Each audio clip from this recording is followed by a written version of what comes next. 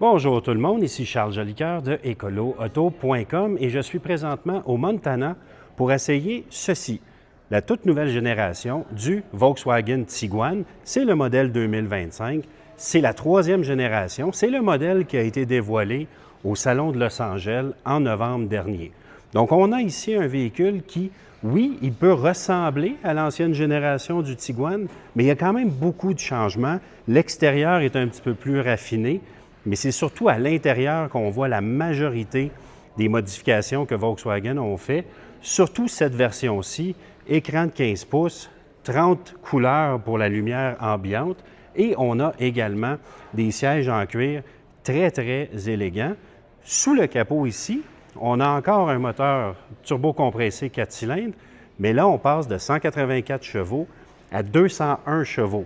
C'est important de mentionner, il y a aussi une version qui s'en vient qui va être le Tiguan Turbo, même si lui est quand même turbo.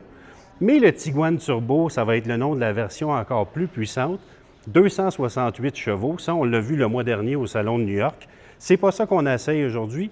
Aujourd'hui, c'est ce nouveau Tiguan-ci, de loin la version qui va être la plus vendue au Québec.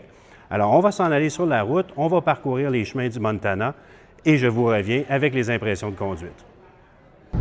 Donc, ça fait quelques heures qu'on est enfin au volant du nouveau Volkswagen Tiguan 2025 redessiné.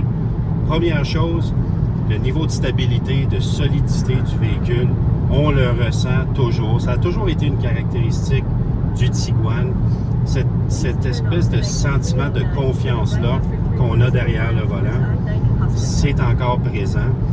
Au niveau de la performance, si on veut être honnête, on ressent plus ou moins le gain en puissance. Oui, on a évidemment un moteur qui livre beaucoup de couple à bas régime, donc les accélérations à partir d'un arrêt sont au-dessus de la moyenne, mais quand on dépasse, on se serait attendu à un petit peu plus de performance, surtout qu'on a 77 kg de moins en termes de poids et on a 224 livres-pieds de couple. Mais sinon, en termes de performance générale, je ne dis pas que c'est mauvais. Ce que je dis, c'est que les chiffres laissent peut-être penser qu'on va en avoir un petit peu plus, quand en réalité, quand on dépasse surtout, c'est je vous dirais, au-dessus de la moyenne, mais rien pour nécessairement s'énerver. L'autre élément aussi qu'on remarque, c'est au niveau du confort. On parle d'un véhicule ici là, qui est très, très confortable. Les sièges, un bon support. On se sent bien quand on conduit le Tiguan. Sur l'autoroute, c'est relativement silencieux, avec l'exception peut-être des roues de 20 pouces qu'on les entend un petit peu plus, puis on ressent un petit peu plus les bosses. Mais encore là, on a une impression de solidité qu'on apprécie beaucoup. Et aussi, on regarde l'habitacle, surtout dans la version Highline ici, c'est vraiment impressionnant. La qualité de finition, la qualité des matériaux, l'équipement qu'on a aussi, les sièges massage, les sièges ventilés. On a cette finition-là en bois qui est de toute beauté.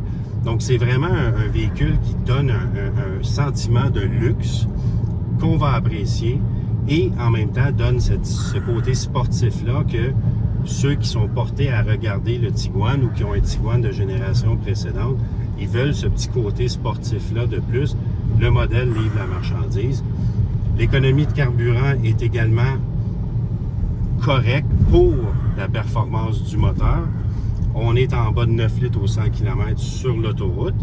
Donc, c'est pas le meilleur, c'est pas le pire non plus. Donc, globalement, ce que Volkswagen a fait avec le nouveau Tiguan, c'est qu'ils ont pris une recette qui fonctionne bien, ils l'ont peaufiné, ils l'ont amélioré et ils nous donnent un produit qui se démarque principalement par son confort, sa tenue de route et également au niveau des versions et du luxe qu'on retrouve dans le modèle.